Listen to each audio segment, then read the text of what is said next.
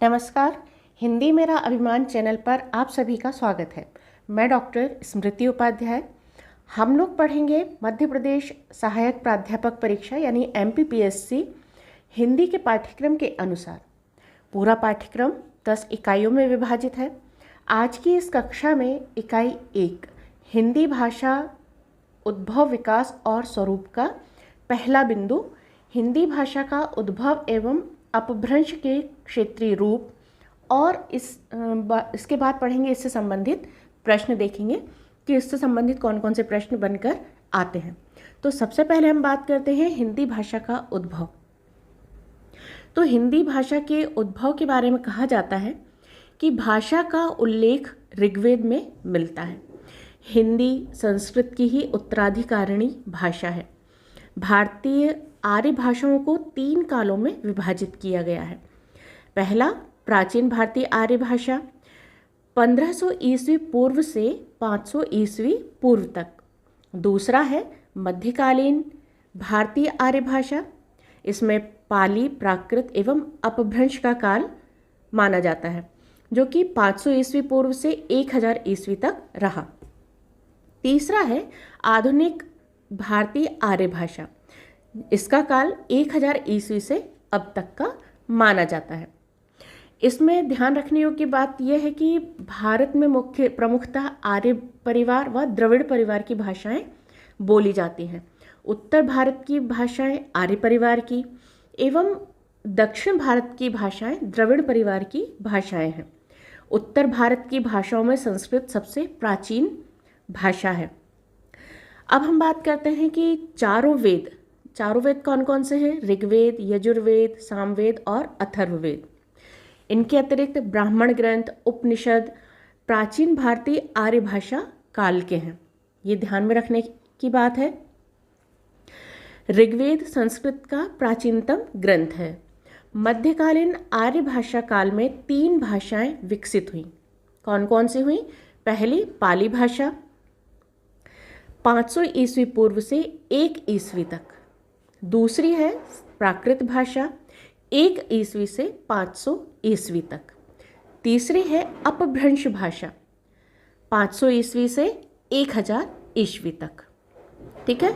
इसके बाद आता है पाली भाषा, बौद्ध धर्म की भाषा है, जिसका एक अन्य नाम मागधी भाषा भी है। बौद्ध साहित्य पाली भाषा में रचा गया। त्रिपिटक की रचना भी पाली भाषा में हुई है। ये त्रिपिटक कौन कौन से हैं? पहला है सुत्त पिटक, दूसरा विनय पिटक, तीसरा है अभिधम्म पिटक। अब इसके बाद हम बात करते हैं जैन साहित्य प्राकृत भाषा में रचा गया। पाली भाषा बौद्ध धर्म की भाषा थी और जैन धर्म की या जैन साहित्य की भाषा क्या है? प्राकृत भाषा। प्राकृत भाषा के प्रमुख प्रकार निम्नलिखित हैं। अब प्राकृत भाषा में कौन कौन से प्रकार आते हैं? पहला है शौरसैनी, दूसरा पैशाची, तीसरा महाराष्ट्री, चौथा अर्धमागधी, 5वां मागधी प्राकृत। ठीक है। तो ये 5 प्राकृत भाषाओं के प्रकार हैं। इसके बाद हम बात करते हैं अपभ्रंश भाषा मध्यकालीन आर्य भाषा की तीसरी अवस्था है। अपभ्रंश का शाब्दिक अर्थ है बिगड़ा हुआ या गिरा हुआ। आचार्य हेमचंद्र व बाघभट्ट ने अपभ्रंश को ग्राम भाषा कहा है। दंडी ने इसे आभिरादि भाषा भी कहा है। मार्कंडेय व इतर आचार्यों ने, इतर मतलब बाद के आचार्यों ने, मार्कंडेय व इतर आचार्यों ने अपभ्रंश के कुल 3 भेद बताए हैं। पहला है नागर, जो कि गुजरात की बोली है। दूसरा है उपनागर, ये राजस्थान की बोली है। तीसरा है ब्राचड़, जो कि सिंध की बोली है। अपभ्रंश को उकार बहुला भाषा कहा जाता है। सामान्यतः अपभ्रंश ट वर्ग प्रधान भाषा है। अणा की बहुलता है। अपभ्रंश में 2 वचन तथा 2 लिंग मिलते हैं। नपुंसक लिंग का उदाहरण नागर अपभ्रंश में मिलता है। आदिकाल का द्वितीय प्रकरण अपभ्रंश काल का है। अपभ्रंश शब्द का प्रयोग सर्वप्रथम महाकाव्य में मिलता है। डॉक्टर उदय नारायण तिवारी ने अपनी पुस्तक हिंदी भाषा का उद्गम व विकास में अपभ्रंश का जन्मकाल 700 ईस्वी स्वीकारा है। वहीं डॉक्टर नामवर सिंह भी अपने ग्रंथ हिंदी के विकास में अपभ्रंश का योगदान में 700 ईस्वी स्वीकार करते हैं। डॉक्टर भोलानाथ तिवारी अपभ्रंश का जन्म 500 ईस्वी के आसपास मानते हैं। अब हम बात करते हैं कि अपभ्रंश का जो क्षेत्रीय रूप है और उनसे संबंधित कौन कौन सी भाषाएं हैं। तो शौरसेनी अपभ्रंश की पश्चिमी हिंदी और राजस्थानी और गुजराती। शौरसेनी से 3 भाषाएं संबंधित हैं। कौन कौन सी? शौरसेनी से पश्चिमी हिंदी, राजस्थानी और गुजराती।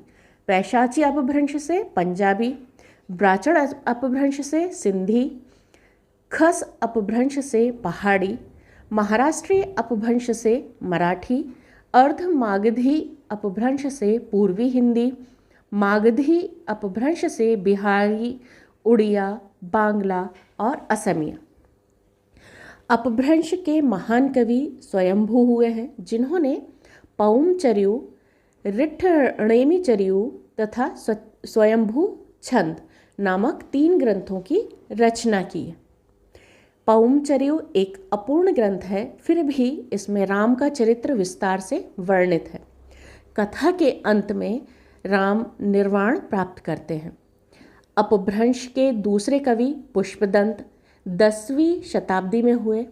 इनकी भी 3 रचनाएं हैं। कौन कौन सी हैं? महापुराण, णय कुमार चर्यु और तीसरा है जसहर चर्यु। अपभ्रंश के तीसरे प्रमुख कवि धनपाल ने 10वीं शताब्दी में भविष्यत्वहा की रचना की। अपभ्रंश साहित्य के समर्थ कवियों में अब्दुल रहमान का नाम भी आता है, जिन्होंने संदेश रासक लिखी। संदेश रासक एक खंड काव्य है, जिसमें विक्रमपुर की एक वियोगिनी की विरह कथा है। कनकामर मुनि की करकम चरित अपभ्रंश काल की रचना है। अपभ्रंश काल की कुछ अन्य रचनाएं हम देखते हैं कौन कौन सी हैं। प्राकृत व्याकरण जैन आचार्य हेमचंद्र की है। प्रबंध चिंतामणि मेरुत्तुंग की है। प्राकृत पेंगलम लक्ष्मीधर राउल वेल रोड़ा की। संदेश रासक अब्दुल रहमान की। पाहुड़ दोहा राम सिंह की। उपदेश रसायन रास जिन दत्त सूरी। कीर्तिलता व कीर्ति पताका विद्यापति। श्रावकाचार ये देवसेन की रचनाएं हैं। ये प्रमुख अपभ्रंश काल की रचनाएं और उनके रचनाकार हैं। अब बात करते हैं कि अपभ्रंश एवं पुरानी हिंदी का क्या संबंध है।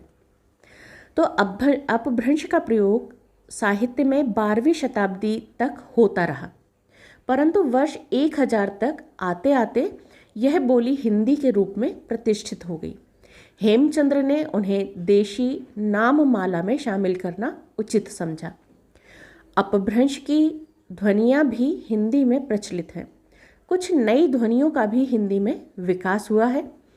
हिंदी शब्दों की इसी अधिकता को लक्ष्य कर महापंडित राहुल सांकृत्यायन और चंद्रधर शर्मा गुलेरी ने इस भाषा को पुरानी हिंदी के नाम से भी संबोधित किया।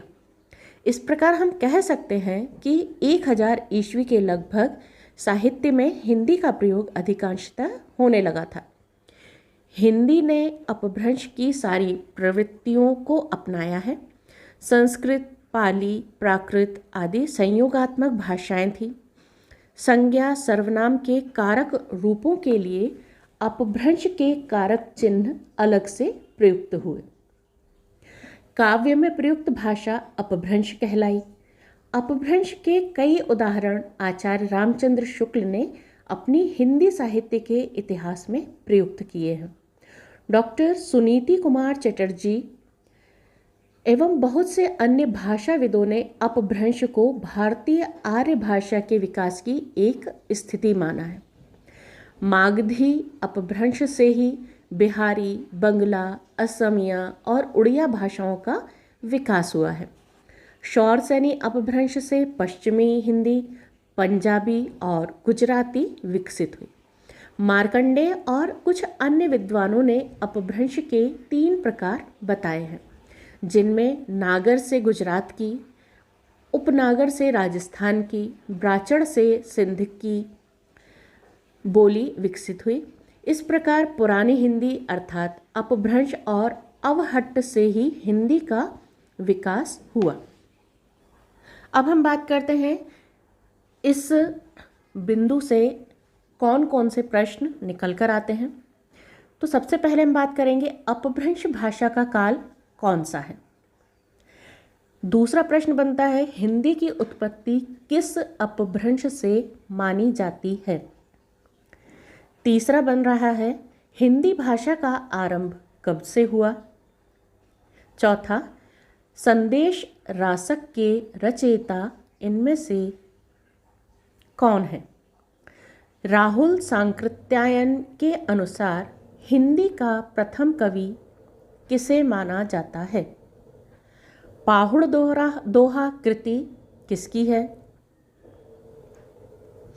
अपभ्रंश भाषा में लिखित रामचरित्र किसका है और कीर्ति लता की भाषा कौन सी है। अपभ्रंश के प्रथम कवि कौन है। इसके बाद हिंदी भाषा का उद्गम व विकास पुस्तक के लेखक कौन है। पाली भाषा का एक अन्य नाम कौन सा है। पूर्वी हिंदी की उत्पत्ति किस अपभ्रंश से हुई। ठीक है, तो ये इतने सारे प्रश्न इस एक बिंदु से बनते हैं। इसके अलावा और कौन कौन से प्रश्न आप लोग बना सकते हैं उसके बारे में आप बताइए और कमेंट करके मुझे इन सभी प्रश्नों के उत्तर आप लोग बताएं। यदि जो नहीं आता है वो आप मुझसे पूछिए, मैं बताऊंगी। तो अगले वीडियो में दूसरे बिंदु यानी हिंदी प्रदेश की उपभाषाएं तथा बोलियां जैसे अवधी, ब्रज, बघेली, मालवी, बुंदेलखंडी का परिचय, क्षेत्र एवं साहित्यिक अवदान, इसके बारे में हम लोग बात करेंगे। तो आप इसे अच्छे से पढ़िए, समझिए और इनके प्रश्नों के उत्तर दीजिए। अगले वीडियो में हम फिर मिलेंगे, तब तक के लिए नमस्कार, धन्यवाद।